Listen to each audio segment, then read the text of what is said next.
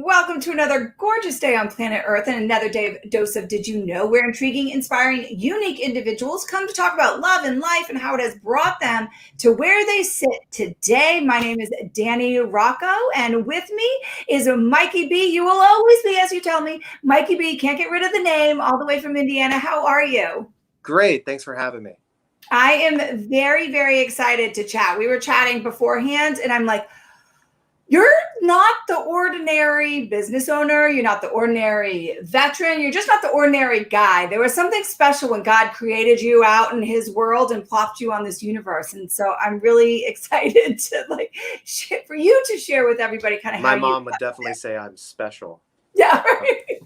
That's a good, loving heart mom special, not not your friends next door special. But before we get started, tell the world a little bit about who you are. Mikey Bee. I'm a retired Green Beret after a little over about 21 years. Retired in 2018 and just kind of been bumping around and trying to figure my way through this world as a serial entrepreneur and just trying to be a good person and help other veterans out. I think you are kind of getting it. I want you to retell the story of when you got out, kind of the job you took, and then what brought you to where you are, because I think that's actually tells a lot about you. Okay. So when I first got out, I had a very, very unique job opportunity with a Major League Baseball team in LA. I was an executive for a subsidiary, and life was great. It really was. Was doing pretty fabulous. Enjoyed living on the beach until one day I went and I had free tickets, right? And these tickets weren't just like a nosebleed section. This is down on the field, like movie stars sat behind us, like Jason Bateman sat behind us. And I called one of my best friends, Mickey, and I said, "Hey man, come down." And he just always had an excuse, and he lived like 15 minutes away. It's not like it was a big deal. He could have rode his bike. Yeah. Traffic, there shouldn't have been an excuse. But, time went on, and eventually I said, "Hey man, let's go shooting." And we went out and went shooting, and we started talking, and I was like, "Why wouldn't you come?" And he's like, "I just felt like I wasn't at your level." And I was like, "Dude, we're friends. We've been through a lot of stuff together. We've known each other a long time." And, he just felt bad because when he got out, he was hanging drywall, doing some finishing work, carpentry, working with his hands. And he just felt like we weren't equals anymore. And him and I sat down after shooting because we had such a great time, and I actually got to see him smile again. And I was like, why are we doing this? Why don't we get back into things that we love and enjoy and take our skills that we learned over our time in the military and turn them into something valuable for civilians? And so we started our first venture together called Range University. And then that spun off into a couple other different things. We've got Smoke Bros, the spice company, and we're still running Range University. We got a couple other things coming out. I don't want to let the cat out of the bag, but we got a couple other things that we're working on together.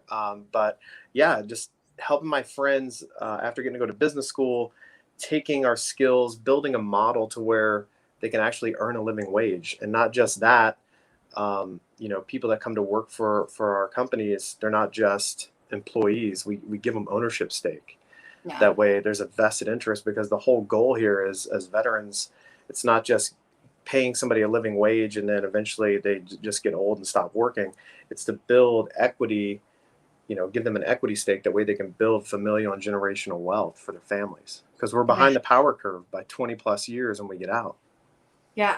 I love that story. I think it tells how you went to that next level. It shows your heart, how you do kind of think outside of yourself. And we all have these gifts that we're given, and you have a strategy, a strategic way of thinking, because a lot of people are like, I'm an entrepreneur and this is the way I'm going to go about it. And this is what I'm going to do. And it keeps them right here, right, with everybody else. And then there's the few that kind of have this expansion of how to think and make things bigger and broader and continue living outside yourself, right? You're continually serving through all of these things. I mean, now what is the change? Was there a change in you? I see the change that you're probably creating amongst your fellow veterans and your friends, but did you change from Green Beret to CEO Oh to now man, entrepreneur. it was quite a journey, and it started right as I was retiring. A good friend of mine, Bill, who I'll give him a shout out. He lives up in San Francisco, and he is like this high energy guy that jumps from startup to startup and gets them to scale. And he had me come up and speak to one of his companies, and you know I gave a speech as a guy that I was like 30 days out from retiring. And this whole speech was really, really sad. It was not to take anything away from anybody. It was very Jocko-esque Yeah. and trying to tie it loosely into business that I didn't know about. You need to get up at 4 a.m. and jack steel and, eat a lot of protein and do a bunch of ridiculous stuff, which really had nothing to do besides being motivational. And then looking back on that, when I got to go to business school, I mean, I had a rocky transition from the military. Literally, I retired one day and I was working in baseball the next. And Wow. so it was very, very rocky the way I spoke to people, the way I behaved. Like in the military, everything's react, right? And in the private sector, it's be very calm, Mm-hmm. chew on it, come back, then make a decision. There was a lot of hiccups with that. But really, Bill Hu was instrumental in showing me that I needed to be polished. And it was, and I wouldn't have, if somebody would have said it to me, I wouldn't have listened. But Yeah. having to go through those experiences and having him kind of prod me and tell me like, hey, dude, you probably should adult a little bit before you get into this world. And, but Pepperdine, like, that was it. Like, that was the finishing school, taking and formulating everything that I learned from the military and repackaging it and pushing me out the other side. That was really the transformation I needed. Interesting. How long? I mean, I got to think like the thought process that you had to go through and stop yourself. It's almost like people that, well, not people. Yeah. Every person, when you want to say something so badly or justifies yourself or all of those things, and you have to like learn to like whoop yourself and sit back. I mean, was there a mantra you said? I mean, what is the secret to that? I think that, or did it just happen kind of? I had to start telling myself my standard is not their standard Ah, unless I communicate it. My standard is not their standard unless I communicate it. And so I would always look at people's failures as my lack of communication and delivering those expectations appropriately. That's really what I had to do. It's not them, it's me.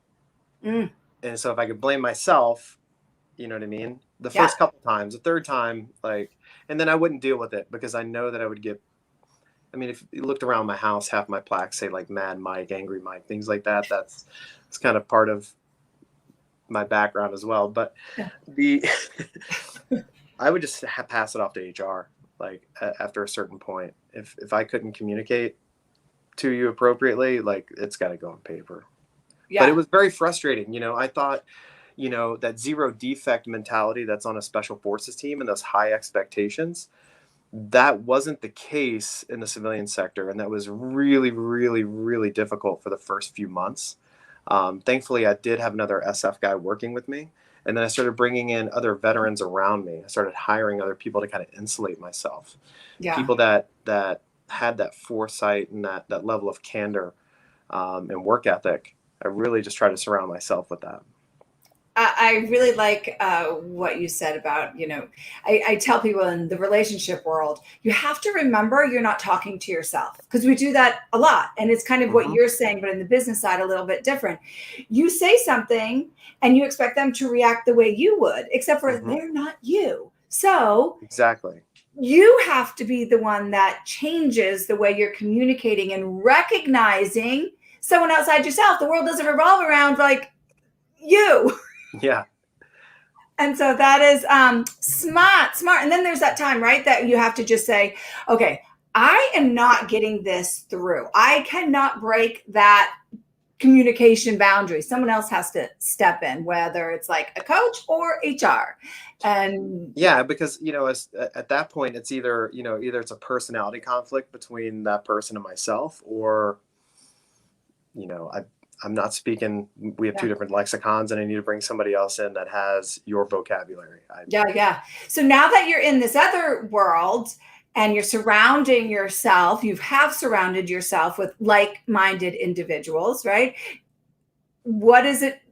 Are you back to the way you used to talk and think? No, Or yes, yes, no. Like, there's a little bit of kind of playfulness.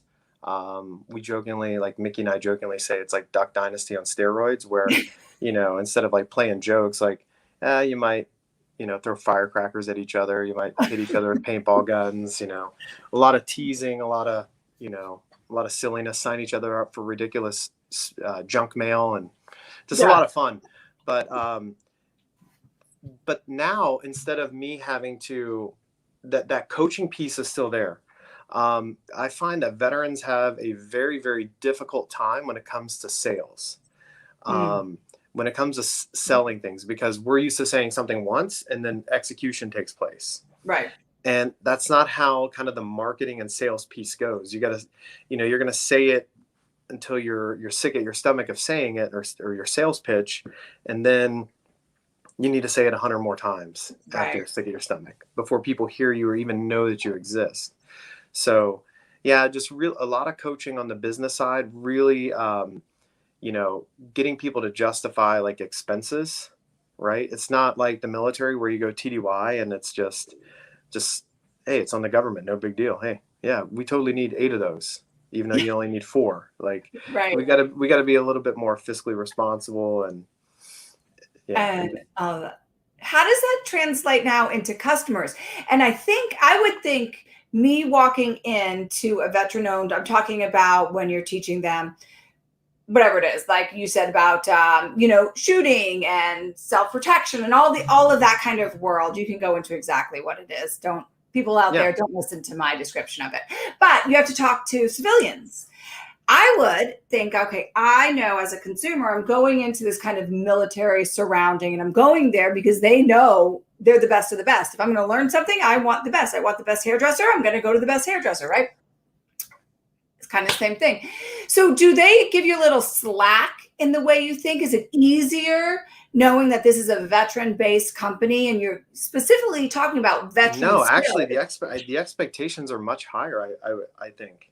Especially when you start slapping the veteran stuff on it, because there's a certain level of professionalism and expertise that's required. And then on the other side of it, all the back end business pieces, right, that everybody's used to. Everybody's used to like a 2-click Amazon cart checkout, like, because we have like with Range University, we have we have a pretty extensive waiver, right? It's pretty much a death waiver for certain events. And everybody's like, well, do I have to fill one out for everyone? Can I just do one a year? Like, no, you have to do one every time. Well, can you make this easier? Like, I can't. This is, there's just a lot of things, a lot of expectations that people come in from their customer experiences with Amazon or other, other organizations. But I think a lot of people a lot of customers think because we are special forces guys and Green Berets and Navy SEALs and a couple recon guys from the Marines, they think that it's going to be this tactical, wear body armor, night vision goggles. And that's not how we teach. If you want that, like, none of our courses have anything tactical in them, because we teach you practical, not tactical, because you need to be a defensive shooter.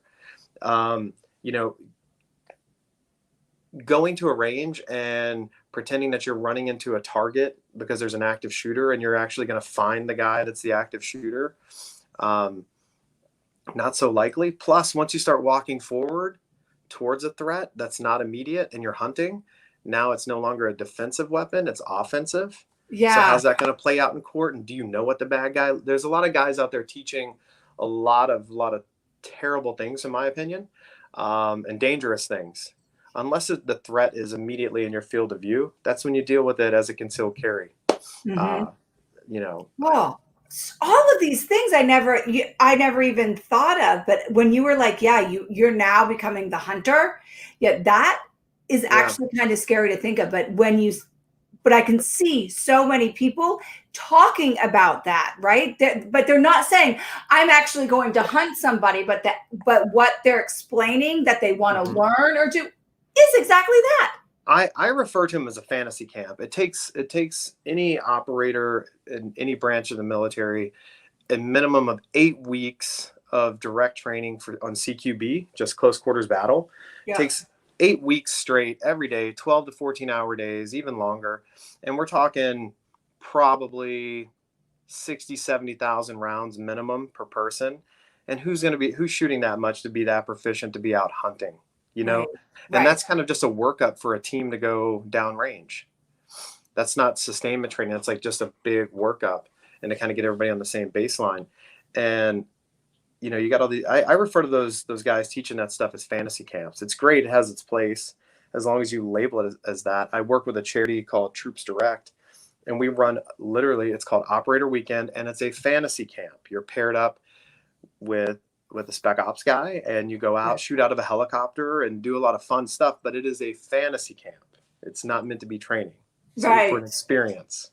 Right. The correct labeling. Travis is out there. He's my main man. He does Devoted Mission with me from Oscar Mike Radio. But he said, isn't there an aspect of not looking like a victim along with a proper mindset? Absolutely. You could be an aggressive personality without being an offensive personality, right? Making yourself a hard target versus being an overly aggressive kind of hunter, which is a lot of the principles that people are kind of teaching these days. The line gets blurred real quick from being, you know, not a victim, from being a hard target to being ultra aggressive and offensive.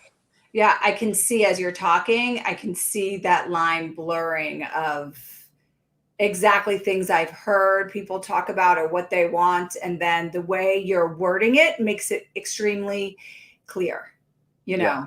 It's kind of like, what did I learn like growing up? So my experience is this too, like, cause all of our guys were credentialed by several different agencies in firearms training. One of the things I will say is, you know, a lot of these guys out there teaching shooting, you know, it's great to do indiscriminate firing and everybody shooting on the same targets and things like that. But when you're in a gunfight in Fallujah, CSI is not coming out and rebuilding the entire crime scene at the end of it and knowing where you were and how you stood. You know, one round, you know, when everything kicked off in Kenosha, they closed down the whole city and had guide wires and lasers and reconstructed the entire scene to understand what took place. And, you know, there's a difference between combat shooting and defensive shooting, two different skill sets in my mind. Yeah. You've got some people out there that are like practical and glad. So fantastic class at Range University pistol. So you've got people that, and I wish I didn't have to go to Indiana to do it. That's why I kind of. Oh no, we travel all across the country. We're Virginia. I'll be in New Hampshire in October. And of course I won't be in New Hampshire in October. Damn it. I'll be in Arizona. Are you in Arizona? We're not in Arizona. Bring you there. We could easily get something laid on in Arizona. Ooh, maybe once I'm there, I'm going to start doing some stuff with the VFWs and things like that. So where in Arizona? We're in Arizona. Scottsdale area. Yeah. Hey, go down and check out the guys at Skydive Phoenix. Really good folks down there. Good friends with those guys. They've got a range that they've built out there and things. So yeah, really good folks. I'll take a peek over there. But it's so funny. I wanted to talk to you about the Smoke Bros, and we didn't even get to. We didn't get to that. We're on. You never know where it's going to go. So you did this Range University, and real quick, as we're kind of, I do want to talk about that. You moved into this. Why? Why not just stay there? Why venture out? And I know you said you've got something else that will now stalk you to find out what that's going to be. Well, because we want to create more jobs, right? Like we see the opportunity. I built the model. It took me about 2 years to get the Smoke Bros kind of really up and running with all the FDA stuff and everything else. But wanted to create more jobs, right? Like I know what I need to live every month. It's not a lot, right? And so I can turn a lot of the revenue that I'm bringing in and my personal salaries into other opportunities to create jobs for my friends. Because I just want to be around my friends. I want to build this like mega fun Duck Dynasty kind of group with just my friends where everybody's happy. Nobody has to worry about if they're, where their job is next week. And Right. I love that. Creating your world. That's what people should do. Create the world that you want to live in. And I love how you went into something completely different, because in my mind, I'm like, oh, you're opening it up to so many other people, because they're not everybody's special forces, that's a combat vet is not a special force and wants to relive that and do that. Well, and that's the thing too, is like it does tie into the special force, like all the deployments and stuff, because when you're deployed, like every Friday or Saturday, just kind of depends on the cycle, you barbecue and everybody takes turns showing each other like, hey, here's how I do it in Mississippi. Here's how we do it in Indiana. Here's how we do it in Texas. And, they got their own spices and their own techniques. And so it is still tied to, our lineage, but yeah, that's where that all kind of came from. And so by us being able to send spices and stuff down range, like I'm getting a box together once we get done to send to some guys in Djibouti, so they can have their barbecue. Yeah. Yeah. So that for me, like, I didn't even realize that would be all connected. Right. But there is, a strategy in that and all that madness. So if you get like a doggy daycare next, you're going to tell me how it's all, all it's connected, right? Oh man. So we do have an idea with something. If anybody out there wants to give us any help. So a lot of it's still kind of dip and chew. So we're looking to come up with, we're working on some different stuff with different teas with caffeine and CBD oil in it. So yeah. Kind of get rid of the cravings. So yeah. But you still get the caffeine, you still get a little bit of a kick from it. So if anybody out there has got any insights. Travis McVeigh, I'm going to connect you. He's like a CBD, he is a Marine combat veteran, has Heroes Vodka. Do you know him? No. Love to meet him. Well, after this. So there we go. I'll do that when we get off. Okay. So there's so much more. I'm going to have you come on at another date so we can continue on this conversation, especially after whatever news you have coming up. Because now I'm curious, like, how is that, whatever you got back there cooking, I want to know how it's all going to be interrelated.